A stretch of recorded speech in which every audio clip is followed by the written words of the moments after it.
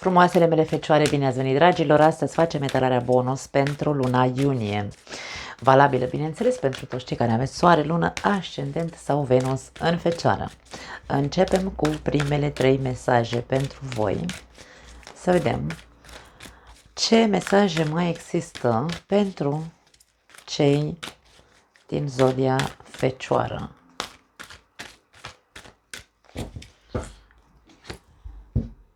Oglindă, oglindă, oglinjoară. Primii pași și iertare, ok, wow. Intuiție, avem la capătul cărților. Mesajele pentru voi sunt, vă trimit într-un fel sau altul către a vă privi pe voi și a vă accepta. Trăim într-o lume duală, trăim într-o lume în care avem parte tot timpul sau la orice pas de dualitate, atât bun cât și rău. Fiecare dintre noi avem atât bun cât și mai puțin bun înăuntrul nostru, dacă vrem. Toți avem o parte de lumină și o parte de umbră. Eu nu o să obosesc să transmit acest mesaj, pentru că suntem construiți așa. Trebuie să învățăm să acceptăm cele două părți, energii din noi, pentru că ne completează. Avem nevoie câteodată să știm să fim răi, de ce nu? Pentru că dacă nu, cădem victime în fața altora. Trebuie să acceptăm că sunt momente în care trebuie să fim blânzi, în care trebuie să fim înțelegători. Extremele sunt cele mai complicate, când suntem doar buni sau când suntem doar răi. Aici pentru voi mesajele sunt foarte pozitive, pentru că se referă la tu cumva să te conectezi, dacă vrei. Prin intuiție ne conectăm foarte bine la aceste două energii din noi înșine.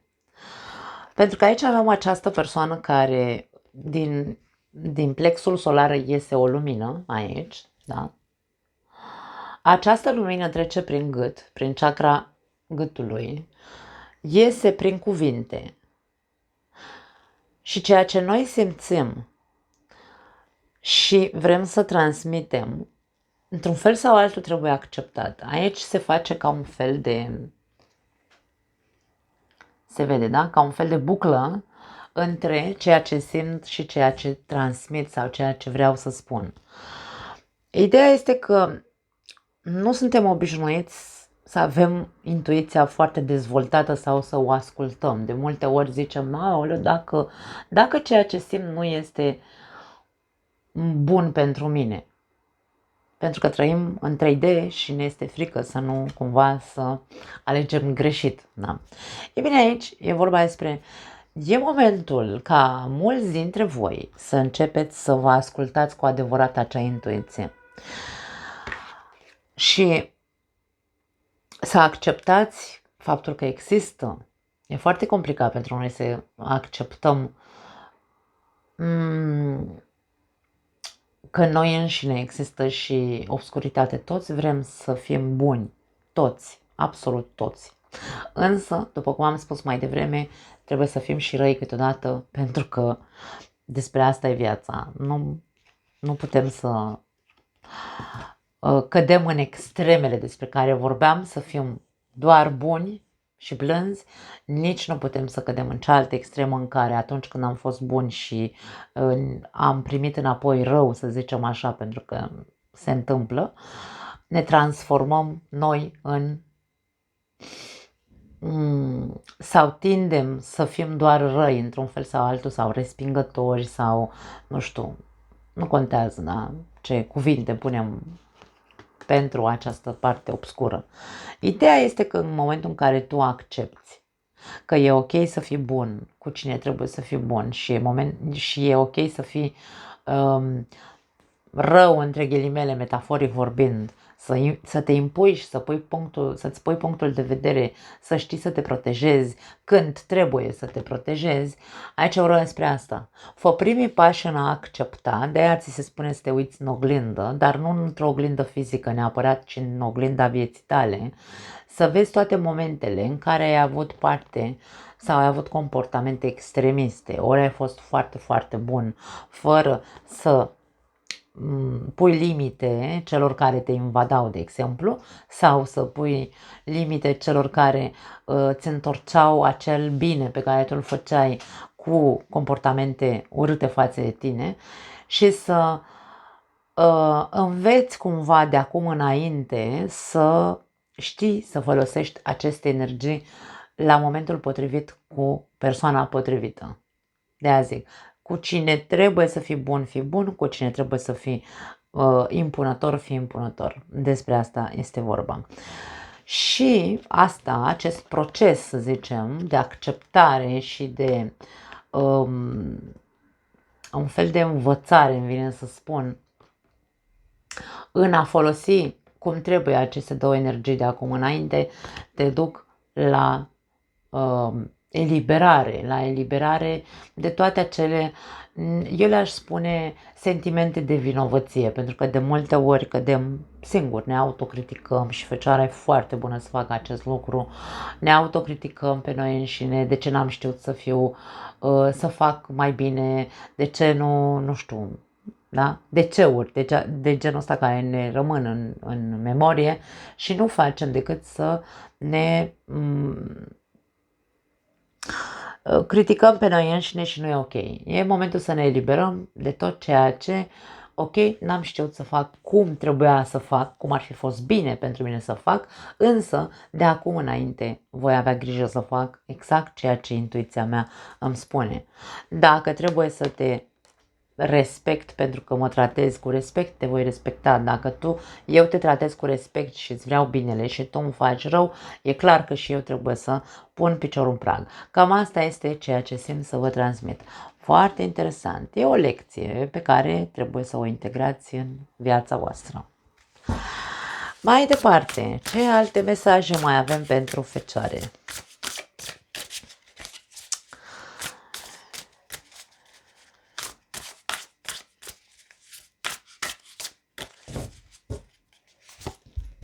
Zece de bâte. Ia uite ce interesant. Da, e foarte relevant 10 de bâte în acest context la ceea ce am spus până acum. De ce să facem lucrurile mult mai dificile decât ar trebui să fie? Întreabă-te, alegi întotdeauna să faci, să intri pe drumul cel mai complicat, în loc să se rezolve cât mai repede lucrurile din viața ta. E ca și cum alegi drumul cel mai ocolitor. De foarte multe ori încercăm să facem mai mult decât ar trebui. Poate asta e cea mai mare problemă a ta. Încerci să faci mult prea multe lucruri decât ar trebui. Sau poate vrei să le faci pe toată dată, pentru că Fecioara e perfecționistă și caută întotdeauna să facă totul bine. Sau să fie totul bine și atunci cădem în extrema de a exagera, pentru că 10 de bâte este o exagerare. Avem această persoană care are 10 lumânări în mână, le-a luat pe toate, nu e conștientă de faptul că se poate împiedica pentru că pe jos este gheață, da? Avem zăpadă aici, gheață, nu e conștientă că trebuie să urce niște scări și trebuie să ocolească acei dovleci și e ca și cum, ok, nu ești conștientă de anumite obstacole și tu tot vrei să faci totul deodată. Sau exagerezi în a face câte puțin. Sau în a oferi câte puțin. Pentru că aici extrema poate să fie pe cele două părți. Ori tu faci extrem de mult, e un rav așa cumva, Fecioara are nevoie să se simtă utilă. E servicială, da? Din natura ei. Și atunci preiei, probabil, în loc să-l lași pe celălalt să-și facă treaba lui, te duci și preiei tu sarcina acelei persoane și zici, las că fac eu, pentru că tu știi că faci bine. Însă, extrema de bunătate aduce profitori în viața ta. Uite, un mesaj foarte interesant pentru unii dintre voi. Excesul celălalt este pe partea negativă. Nu mai îmi trebuie nimeni în viața mea. Nu mai vreau nici prieteni, nu mai vreau nici... pentru că toată lumea e nu știu cum. Da? Puncte, puncte. De ce îți faci viața atât de complicată? De ce îți complici viața cu credințe atât de apăsătoare încât să-i bagi pe toți în aceeași oală? Pentru că dacă tu nu ai știut în trecut să ai un comportament limitativ sau limitant în legătură cu persoanele care ți-au răspuns într-un mod negativ la binele pe care tu vrei să-l faci sau pe care l-ai făcut, de ce bagi pe toată lumea în aceeași oală, spunând că nu mai vrei pe nimeni în viața ta, că toată lumea e la fel? Atenție, această credință limitativă te face să ai viața, hai să spunem așa, nu neapărat mai dificilă, dar e ca și cum cu credințele pe care le-ai preluat, 10 de bâte preia, da? Pe care le-ai preluat din ceea ce tu ai trăit în funcție de alegerile pe care tu le-ai făcut, ca să ne înțelegem, descotorosește-te de ele. Este un mesaj pe care tarotul, 10 de bâte din tarotul universal spune. Descotorosește-te de credințele pe care le-ai preluat, judecând în funcție de 1, 2 sau 3 persoane pentru care ți-au făcut rău, pentru că această planetă nu conține doar acele 3 persoane care ți-au făcut rău. Da. Așadar, eliberează-te, descotorosește-te de acele credințe și nu-ți mai îngreuna viața. Fă-ți-o mai ușoară. De ce să faci lucrurile mult mai dificile decât ar trebui să fie? Foarte tare acest mesaj în acest context. Următorul mesaj, 9 de monede. Ia o pauză, ți se spune. Avem aici o persoană care stă într-un hamac, cred că se zice în românește, mănâncă un măr și se uită așa satisfăcută la acele monede pe care le are atârnate deasupra corpului ei. Ia o pauză și savurează rezultatele succeselor tale. Succesele tale pot fi materiale sau pot fi spirituale sau pot fi de orice altă natură, emoțională, nu contează. Savurează toate momentele de succes pe care le-ai avut în viața ta. Nu te duce în nicio extremă. Ia o pauză și stai și tu puțin cu tine. Avem pajul de cupe. Lasă-te continuu surprins de acest lucru numit viață. Deci ca și cum, ok, lasă-te surprins de viață, conștientizând, întâi acceptând faptul că suntem duali cu toții, acceptând că în trecut nu ai făcut sau poate n-ai luat cele mai bune alegeri, nu contează. De acum înainte important este să implementezi un alt comportament în viața ta. Să nu mai faci excese, să nu mai faci nimic pentru nimeni sau nu neapărat nimic. Nu mai face nimic pentru cei care nu merită să faci ceva. Cred că e foarte, foarte clar mesajul. Și asta nu înseamnă egoism, înseamnă iubire de sine, da? Eu vreau să încercăm, cel puțin pe acest canal, să facem diferența între ce înseamnă a fi un egoist și ce înseamnă a fi o persoană care se iubește și se respectă pe ea însăși. Pentru că 9 de monede arată o persoană care se respectă pe ea însăși. Da? Așa că, dă-ți voie ca viața să te surprindă în ciuda evenimentelor sau a experiențelor urâte pe care le-ai avut, dă-ți voie ca viața să te surprindă și ca să poți vedea că nu există doar acele 3, 5, 10, 20, nu contează, de persoane care pe tine te-au dezamăgit cândva de-a lungul vieții. Da. La capătul cărților, foarte interesant, 7 de spade. Acțiunile tale sunt într-adevăr atât de altruiste pe cât crezi? Asta este o întrebare pe care eu nu vreau să o mai dezvolt. Cel puțin în acest context nu simt să dezvolt acest mesaj. Pur și simplu avem un mesaj care poate să clarifice foarte multe minți. Tot ceea ce tu ai făcut în exces pentru alții a fost cu adevărat din altruism sau aveai un anume interes să faci acele lucruri? Tu știi, nu trebuie să-mi răspunzi. Nu. Așadar, meditează asupra acestui aspect. Și aici când vorbim de altruism, nu neapărat, vezi, Doamne, că 7 de spade e cartea intereselor, da? Toți avem interese, să ne înțelegem.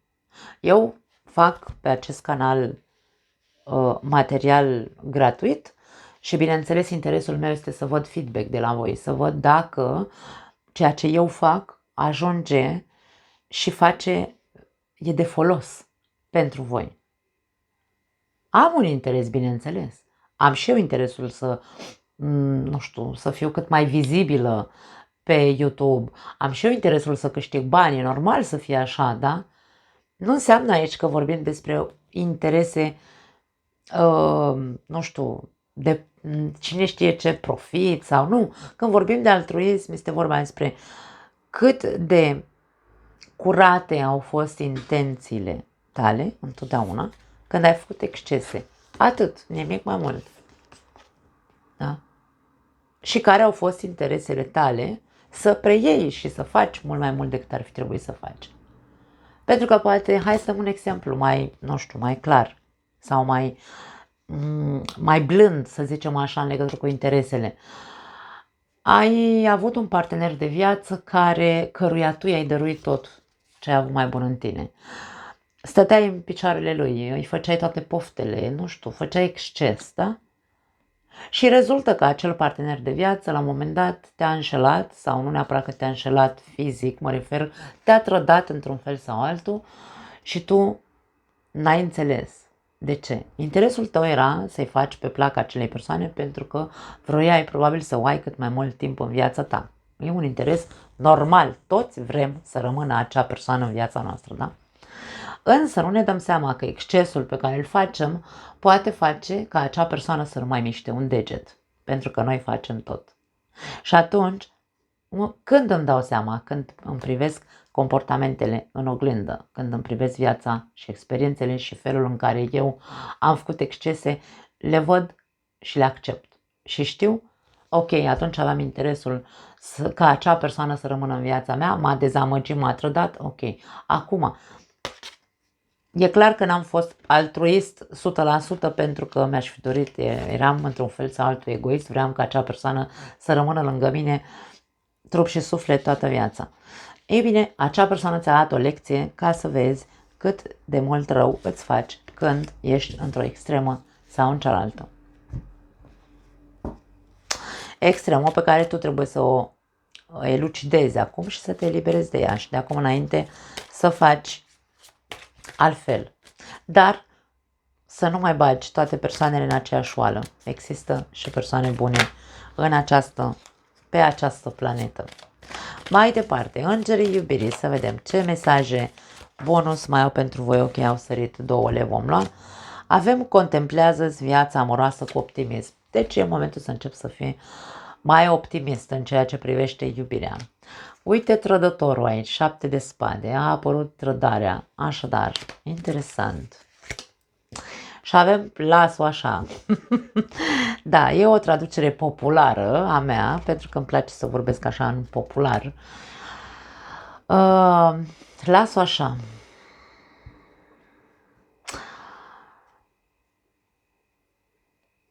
Mesajul este următorul. Lasă această situație să ajungă până la final. Ok, hai să vedem. La capătul cărților avem copiii. Pentru cei care aveți o relație, poate într-adevăr aici au existat, ori tu, ori cealaltă persoană, într-un fel sau altul a existat sentimentul de trădare. Nu neapărat să vorbim despre triunghiuri amoroase, trădarea se poate simți și în momentul în care eu aveam așteptările ca tu să fii lângă mine și tu nu m-ai sprijinit în momentele cele mai importante din viața mea sau când mai mare nevoie am avut de tine, tu nu ai fost acolo. Și atunci cădem, bineînțeles, în acel sentiment de trădare în care ne uităm la partenerul de viață, nu mai credem în el și probabil că ne stăm de mult în acea buclă în care nu mai credem în partenerul de viață. Și aici se spune, ok, în ciuda faptului că te-ai simțit trădat în această relație, încearcă să fii mai optimist. Gândirea pozitivă și credința îți va aduce din nou iubirea față de partener. Cam asta pot să spun pentru voi. Și ca și cum lasă ca acel sentiment pe care l-ai avut, că te-ai simțit trădat, lasă-l să existe, da? Lasă-o așa, însă, în același timp, încearcă să fii optimist în ceea ce privește relația voastră. Pentru unii dintre voi, atenție, dacă stați în această relație în care o altă variantă ar fi, dacă avem copii împreună, tu m-ai înșelat sau el te-a înșelat sau nu contează care ați înșelat aici, cu adevărat, da? A treia persoană introdusă în relație. Și încă stați în această relație doar pentru că aveți copii. Și nu vedeți aici, că aici mesajul este credința și încrederea va face să vă apropiați din nou de partenerul de viață. Însă, dacă trădările continuă, atenție, această poveste trebuie să ajungă la final. E ca și cum până când vrei să rămâi în această relație unde ești trădat. Aici ai liberul arbitru. Care sunt interesele tale? Există alte interese care te țin în afară de copii în relație? Să stai lângă un trădător, de exemplu, o trădătoare? Tu știi, aici alegerile, bineînțeles, sunt foarte, foarte particulare, sunt ale voastre. Pentru cei singuri, ați trăit trădare în relațiile pe care le-ați avut. Poate ați avut parte doar de ăștia care au profitat de voi. Femei, bărbați, nu are importanță. Aici, exact ceea ce am spus mai devreme. Ce ai făcut mai mult decât ar fi trebuit să faci? Și după aia tu te-ai regăsit în situația în care ai simțit că ești înjunghiat pe la spate de persoana de lângă tine, de persoana iubită. Aici ca și cum, ok, lasă așa. Ai avut parte de multe trădări sau de persoane care te-au părăsit, te-au înșelat, nu știu, și-au bătut joc de tine, de inima, de sentimentele tale. Însă, asta nu înseamnă că trebuie să pui tu o frână și să zici nu mai îmi trebuie nimeni în viața mea. Nu! De ce? Ai copii și e ca și cum am avut parte de, nu știu, am fost căsătorită, de exemplu, da, ca persoană, am copii, nu mai îmi trebuie, știu ce înseamnă, nu știu, să fii trădat, nu vreau să mai trec prin asta sau nu vreau ca copilul meu să mai sufere încă o dată, ca eu să mă despart în cazul în care nu funcționează relația. Fiecare dintre noi ne spunem foarte multe lucruri, da? Aici e vorba despre, ok, poți să mai treci prin asta, bineînțeles încă o dată și încă o dată și încă o dată, dacă tu nu înveți lecția. Care lecție? Aia, de a nu mai sta să faci tot ce vrea partenerul de viață, să fie partenerul tău cel mai fericit, partenera, da? Ca să ne înțelegem, să faci tot ce crezi că acea persoană ar rămâne în viața ta pentru că tu îi faci tot. Și aici este ca și cum te trădezi pe tine însuți. Faptul că celălalt te trădează e doar oglinda în care tu trebuie să vezi modul în care faci lucrurile în relație. Tu te trădezi pe tine, făcându-i pe plac tot timpul și apoi tu te trezești trădat. Deci aici e nevoie să înveți odată lecția, să nu mai faci. Și atenție, pentru că unele persoane interpretează greșit, inclusiv se duc la terapie și interpretează greșit. Se duc acolo și se plâng că, vai, uite, am avut parte de un partener din asta, dar nu acceptă că din cauza lor, într-un fel sau altul, din cauza, știu că sună urât, însă, care e responsabilitatea mea în relație? Responsabilitatea mea în relație este să mă încarc și să-ți fac ție pe plac toate mendrele? Nu! Responsabilitatea mea în relație este ca eu să-mi fac partea mea de relație și tu trebuie să-ți faci partea ta de relație, să rămână foarte clar. Pentru că ajungem să mergem la terapie și doar să stăm să ne plângem și nu ne acceptăm responsabilitatea sau nu ne asumăm comportamentul nostru. Pentru că nimeni, există legea universală a echilibrului, nimeni nu trebuie să facă exces. 50-50 sau 100%, fiecare dintre noi trebuie să venim în relație cu 100%. Când tu vezi că celălalt nu vine cu partea lui de 100% sau cu 50% dacă vrei, da? Când tu vezi că nu vine, ce mai cauți să mai faci în relația aia, să-i mai faci pe plac? Deci e la mintea cocoșului, învață odată lecția asta și încearcă să fii optimist. Pentru cei singuri, da, continuăm aici. Fii optimist că nu contează că ai 15 copii, persoana. După ce tu te-ai vindecat aici și ți-ai făcut, bineînțeles, ți-ai învățat lecția, persoana care va apărea în viața ta nu o să aibă nicio problemă cu copiii pe care îi ai. Sau, de ce nu, cealaltă persoană poate este o persoană care ar putea să aibă copii și ea din altă căsnicie, de ce nu? Așa că, dragii mei, cam asta e foarte interesant. Hai să vedem ce alte mesaje mai avem aici.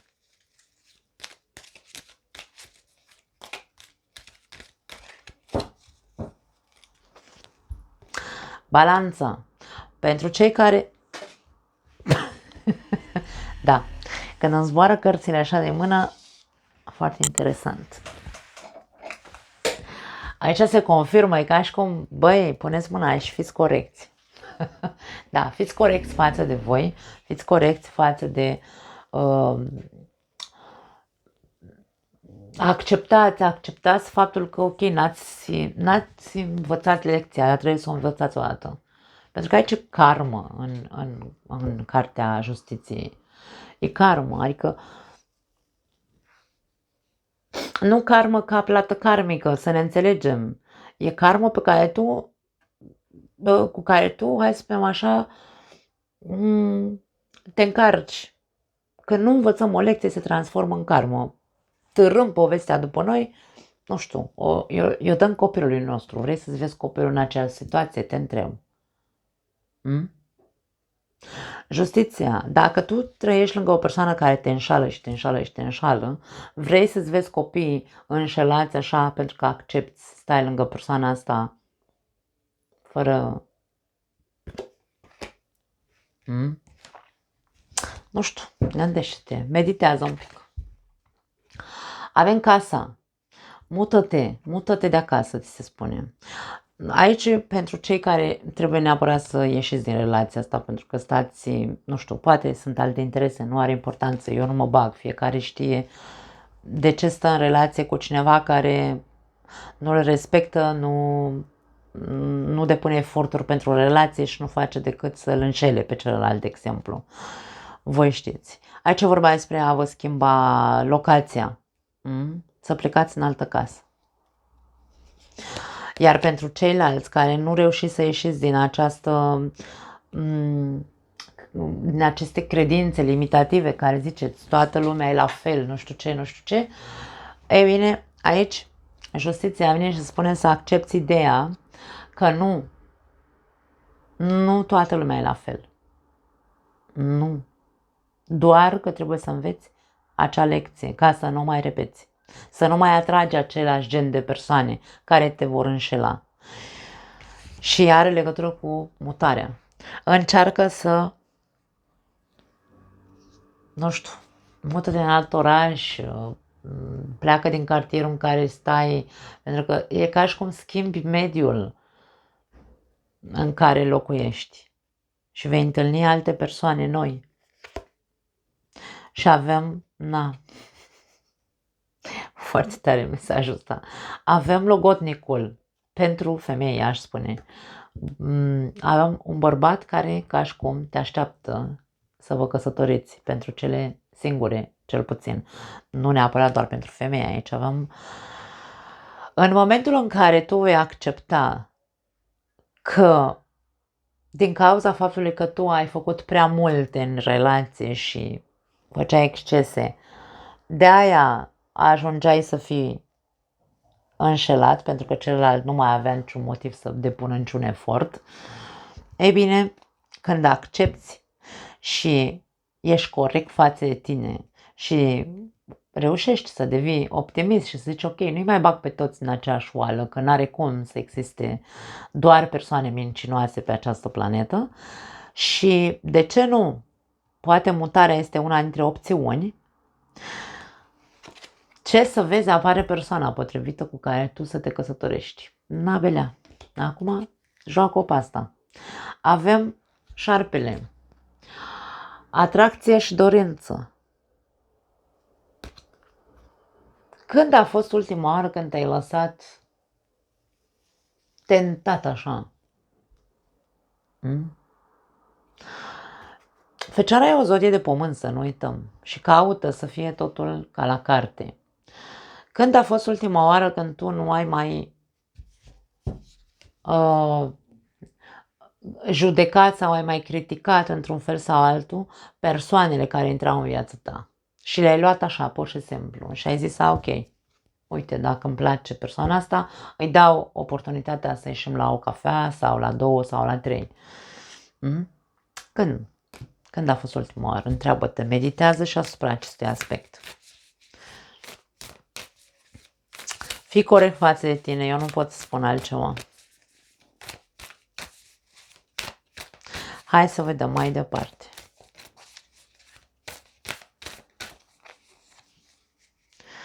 Gândește înainte să judeci. Da, ce vrei, nu mai am altceva de zis aici. Înainte să judeci sau înainte să critici, da? Gândește mai mult.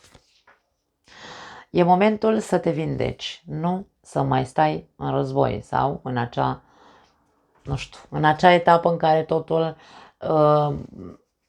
era praf și pulbere. Ești de acolo. Nu, ajunge. Și ai toate răspunsurile. Tu deții toate răspunsurile. Eu nici nu știu ce mai faci aici ca să asculți ce-ți spun eu. Pentru că tu deja știi. Aici implică o călătorie. Poate unii dintre voi, de ce nu? Acum vin lunile de vacanță, de ce nu? Cine știe? Uite, te duci, că nu neapărat trebuie să te muți. Pleci într-o vacanță, nu știu. Uite aici, poate unii dintre voi, această persoană e pe barcă. Poate vă duceți într-o croazieră. De ce nu? Niciodată nu se știe. Poate chiar acolo vei întâlni această persoană. Pentru cei care aveți o relație, dacă trebuie să depășiți o trădare sau un sentiment de trădare, nu vorbim de cei care trebuie să plece din relație, nu, pentru voi e clar, e momentul să ieși de acolo și atât, nu mai am altceva de zis. Pentru cei care nu au acest gen de relație, ci pur și simplu s-a întâmplat odată sau, nu știu, te-ai simțit trădat, da? De cealaltă persoană, nu neapărat că a existat o a treia persoană, tu deții toate răspunsurile. Nu mai are niciun sens soția aici, langa cu vai de mine, nu o să te iert niciodată, mi-am pierdut încrederea totală în tine, s-a ales praful și pulberea de căsnicia noastră sau de relația noastră. Nu. gândește-te înainte să judești, dar nu mai ajunge. Această poveste trebuie eliberată cumva, trebuie iertată. Ok, n-a știut omul să facă mai bine. Suntem oameni, cu toții greșim, da? Poate că vi se pare că iau prea ușor lucrurile, însă, și știu când trecem prin așa ceva e complicat, știu. Însă, aici e vorba despre ok. Plecați în vacanță singuri, dați-vă încă o oportunitate în a vă reapropia unul de celălalt. Și lăsați odată, las-o așa, s-a întâmplat, teatru da, dacă a fost doar o dată, putem să iertăm. Bineînțeles, dacă vreți să mai rămâneți în această relație, eu nu mă bag mai mult de atât. La capătul cărților avem omoară-ți dragonii, omoară-ți fricile. Care sunt fricile tale? Indiferent că vorbim despre cei singuri, despre cei care aveți o relație, nu contează. Care sunt fricile tale de nu te mai apropii de oameni? Omoară-ți acei dragoni, acele frici. Nu ai de ce să te lași ghidat de fricile tale. Nu. E ca și cum alege altceva pentru tine. Fii mai optimist, fii mai... Dar nu, oricum, tot ce am zis deja, asta este bomboana de pe colivă, da? Sau lumânarea de pe tort, ca să nu vorbim de colivă. Omoară-ți fricile. Sau luptă împotriva fricilor tale, de ce nu? Aici am o persoană, e o femeie, care pare destul de tânără și mai are și un picior de lemn, așa, cumva, sau bionic, în care are curajul să ia spada în mână și să meargă să omoare acei dragoni pentru că s-au așezat pe casa ei și ea nu poate să trăiască în liniște și face la ea acasă. Și atunci se înarmează de curaj și merge să îi înfrunte, să zicem așa. Da, foarte, foarte, foarte interesant. Nu mai am alte mesaje pentru voi, dragii mei. Da, e o lecție pe care fiecare dintre noi trebuie să o învățăm ca să nu mai repetăm. Vă pupăcesc, ne vedem data viitoare. Ciao!